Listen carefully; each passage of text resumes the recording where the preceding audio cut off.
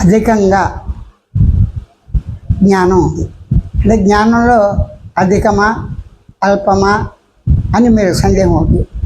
అధికం అంటే సామాన్య జ్ఞానం కాకుండా అధిక జ్ఞానం. సృష్టి సామాన్య జ్ఞానంతో తెలియబడుతుంది. దేహం సామాన్య జ్ఞానంతో తెలియబడుతుంది, గుర్తింపబడుతుంది, గమనించబడుతుంది.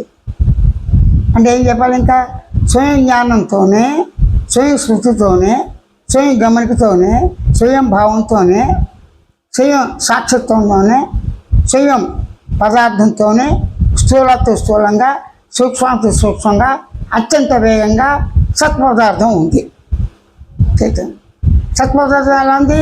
చైతన్యం చైతన్యం సత్పదార్థం, చిత్పదార్థం, ఆనంద పదార్థం, మౌన పదార్థం, స్వరూప పదార్థం, స్వేచ్ఛతో స్వయం సాక్షాత్కార పదార్థమే.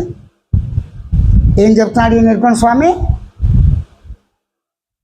నేను ఉన్నాను స్వయం జ్ఞానంతో. నేననే పదం, ఉన్నాననే పదం రెండు పదాలు. నాకు నేనే, నన్ను నేనే గుర్తింపు చేసుకున్నాను. అదేమిటండి? మీకు మీరు ఎలా గుర్తింపు చేస్తే మా ప్రసక్తి రాకుండా అంటే సరే నీ ప్రసక్తి చెప్తా. నీవు నేను ఉన్నానని నీకు నువ్వే. ఏం చెప్తాను? స్వయంగా నీకు నువ్వే నీవు ఉన్నావని అనుకోవటం స్వానుభవ అవగానే. స్వానుభవ అవగానే ఏంటి? నీది నిన్ను నీవే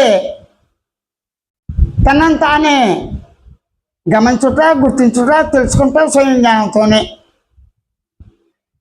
స్వయం గమనికతో, స్వయం జ్ఞానంతో, స్వయం స్మృతితో అనుకుంటా, భావించుట, తలంచుట వగైరా వగైరాలు ఆ క్రమంలో మన అర్థం చేయటం, స్వయించడం సహజ స్వానుభవం.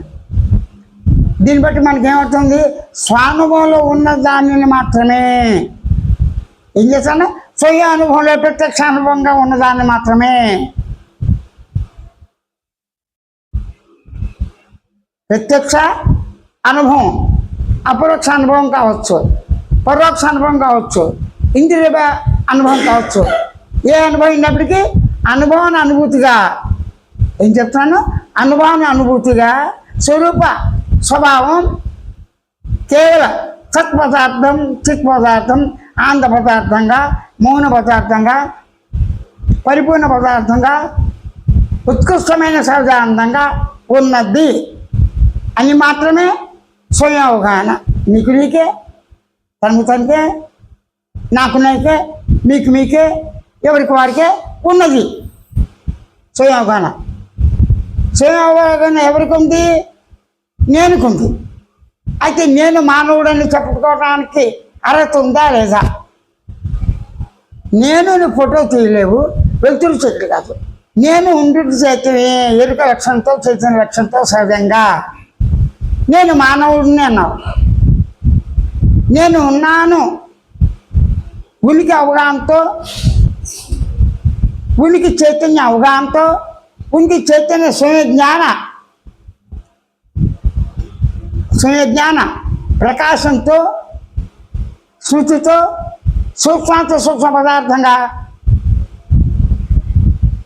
అన్ని ధర్మాలు, గుణాలు, కర్తవ్యాలు అన్నీ కూడా లక్షణంతోనే ఉన్నాయి. లక్షణం అంటే ఏంటి? గుర్తించి గమనించి తెలుసుకునే వాటిని లక్షణం అంటారు. అది వస్తువు